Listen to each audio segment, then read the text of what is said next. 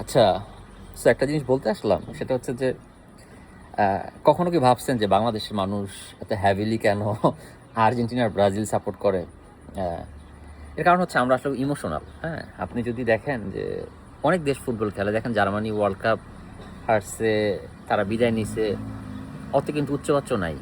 কিন্তু আপনি দেখেন ব্রাজিলের খেলা বা আর্জেন্টিনার খেলা বলেন, it's like a lot of emotion. মানে অবশ্যই প্রত্যেকটা দলের ইমোশন আছে, ফ্রান্স থেকে শুরু করে সব দলের একটা ইমোশন আছে।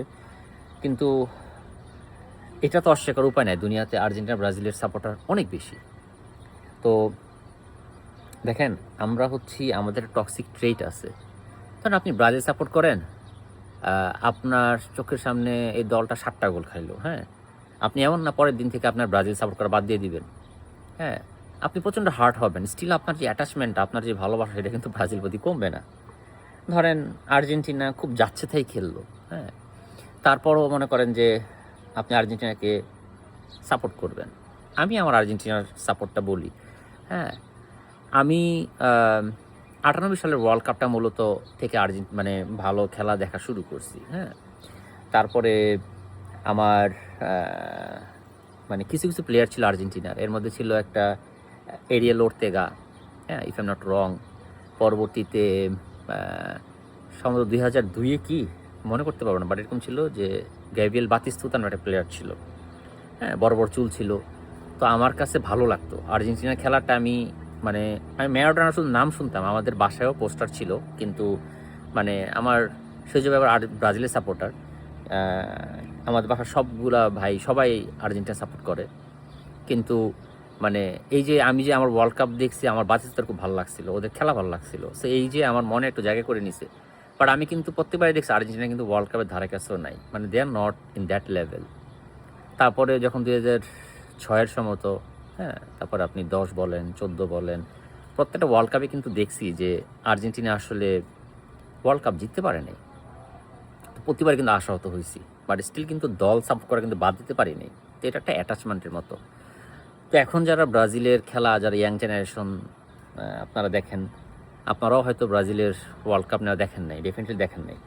হ্যাঁ, তো এই যে দীর্ঘ সময় ধরে এই দলের ওয়ার্ল্ড কাপ নাই বা পাচ্ছে না, তারপরও হ্যাঁ, তাদের খেলা দেখা, তাদেরকে সাপোর্ট করা, তাদের প্রতি যে ভালোবাসা, এটা ইমোশন, এটা একটা বিশাল একটা ইমোশন। এখানে আসলে মানে এইটা এমন না যে আগামীকাল যদি ব্রাজিল যদি খুব জঘন্য খেলে, তাহলে পরের দিন থেকে কেউ ব্রাজিল সাপোর্ট করবে না, বা আর্জেন্টিনা যদি আগামী 3টা ওয়ার্ল্ড কাপেও যদি কোয়ালিফাই না করে, তারপর আর্জেন্টিনা কেউ সাপোর্ট করবে না। ব্যাপারটা আসলে এরকম না।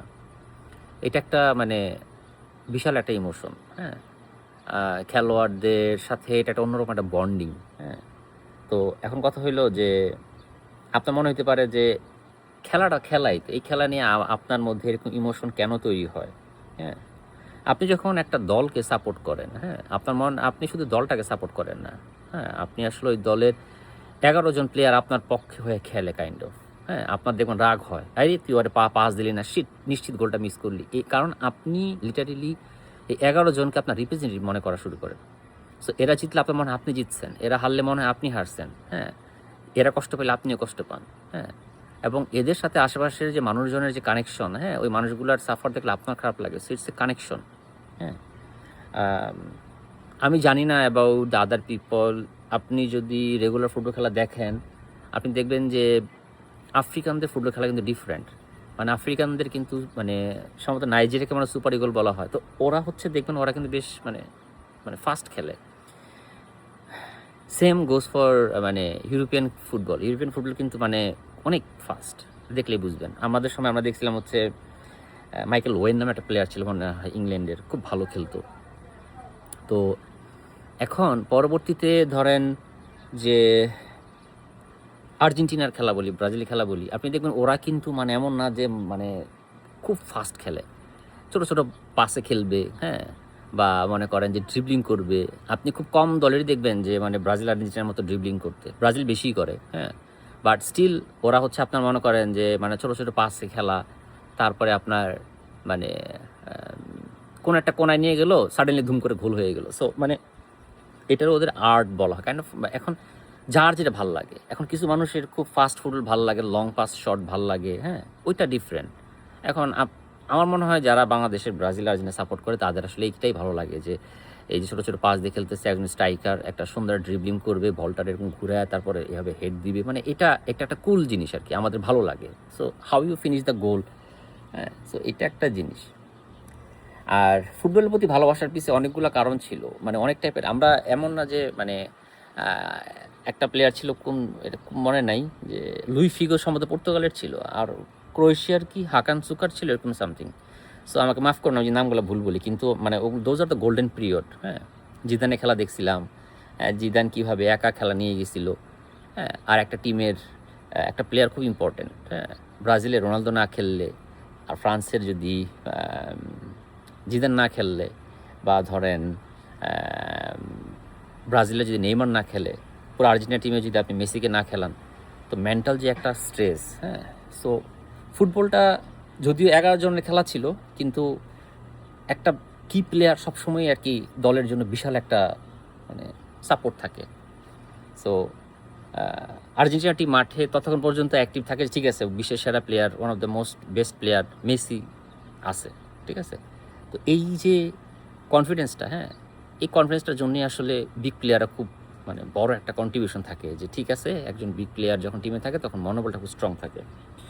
সো 4 বছর পরে বিশ্বকাপটা আসে। সো ব্রাজিলের একটা খেলা আছে সামনে, আর্জেন্টিনার একটা খেলা আছে রাউন্ড অফ 16-এ। সো উই আর লাকি যে আমরা এই দুইটা ম্যাচ দেখতে পারবো, এবং লেটস এনজয় দ্যাট ইভেন্ট। হ্যাঁ, এইটাতে আসলে ভালো খারাপ খুঁজতে যাওয়ার কোনো প্রয়োজন নাই। We have a thousand of issue in our life. হ্যাঁ, 15-20 দিন পরে খেলা শেষ হয়ে গেলে কেউ এগুলো না মাথায় রাখবে না। হ্যাঁ, তারপরে very particular type of people যারা ফুটবলের প্রতি হ্যাভিলি প্যাশন, ওরা হয়তো বা এই রাত জেগে লিগগুলো দেখে, কিন্তু সাধারণ মানুষ তো 4 বছরে একবার এই উন্মাদনা দ্যাটস ইট। হ্যাঁ, so late them enjoy the world cup.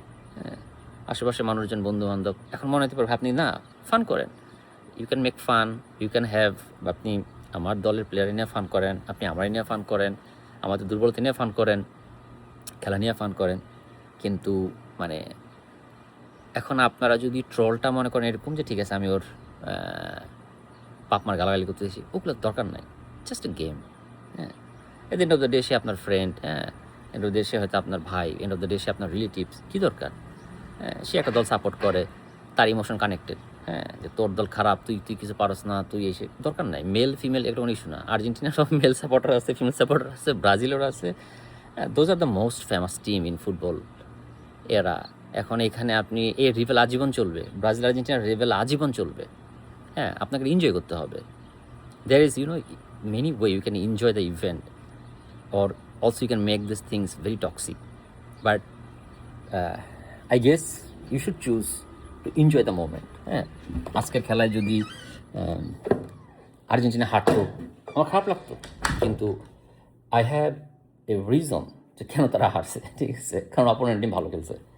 So it's okay.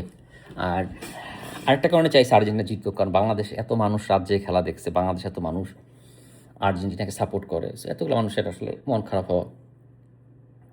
So at the end of the day I am so happy, and again we are all toxic lover, committed to Brazil, committed to Argentina. So vamos both Argentina and Brazil, and best of luck for both teams supporter for round of 16. আশা করি যে দুই টিমই বেশ ভালো খেলবে। হ্যাঁ, এবং will see something very fantastic game. আসসালামু আলাইকুম।